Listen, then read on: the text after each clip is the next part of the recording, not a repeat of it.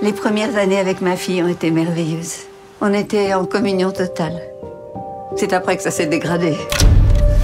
En fait, j'ai plutôt peur qu'il s'agisse d'un meurtre.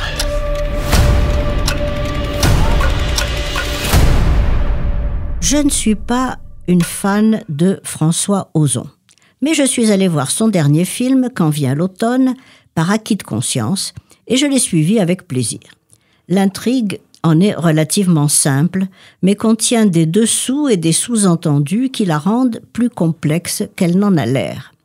Michel, une grand-mère comme tout le monde en rêve, attend à déjeuner dans sa jolie maison en Bourgogne sa fille et son petit-fils qu'elle adore. Le matin, elle accueille des champignons avec son amie de toujours Marie-Claude et les prépare avec amour. Mais rien ne se passe aussi bien que prévu. Sa fille est ronchon et se montre plus intéressée qu'aimante. La promenade avec son petit-fils est délicieuse, mais au retour, l'attend une catastrophe qui va orienter tout le film vers le genre du thriller psychologique. Hélène Vincent est parfaite dans le rôle de Michel, délicieuse vieille dame au visage qui respire la bienveillance. Aussi bonne avec son amie, interprétée par Josiane Balasco, qu'avec le fils de cette dernière qui sort de prison, elle est adorée de son petit-fils qui est marqué par le divorce de ses parents. François Ozon a voulu rendre hommage à Georges Simenon avec ce film où la province révèle son charme et ses mystères.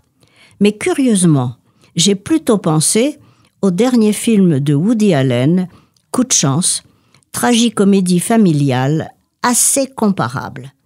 La photo de la nature est splendide dans les deux films et le hasard y joue le même rôle déterminant. Chez Ozon, l'automne du titre est à la fois la saison des feuilles mortes, des champignons et des visites au cimetière, et c'est aussi la métaphore de l'âge des deux amis de toujours, Michel et Marie-Claude. Leurs secrets bien enfouis vont ressurgir et être cause de leurs difficultés avec leurs enfants. Ozon souligne le contraste entre la noirceur de l'âme humaine et la beauté sereine de ce village niché au sein d'une nature qu'exalte la musique des frères Galperine. Il prend plaisir à nous égarer, à nous entraîner sur de fausses pistes et nous incite à réfléchir sur la frontière parfois ténue entre le bien et le mal, entre l'intention et l'action, entre le projet et son résultat. Car tour à tour, chacun des personnages choisit de se fier à son intime conviction, faisant fi de la loi et de la morale. Quand vient l'automne joue sur l'ambiguïté de toute décision et invite le spectateur à faire des hypothèses sur les actions et les choix de chacun. Mais il manque au film, quoique bien structuré et assez subtil, une qualité majeure, l'humour qui fait jubiler. N'est pas Woody Allen qui veut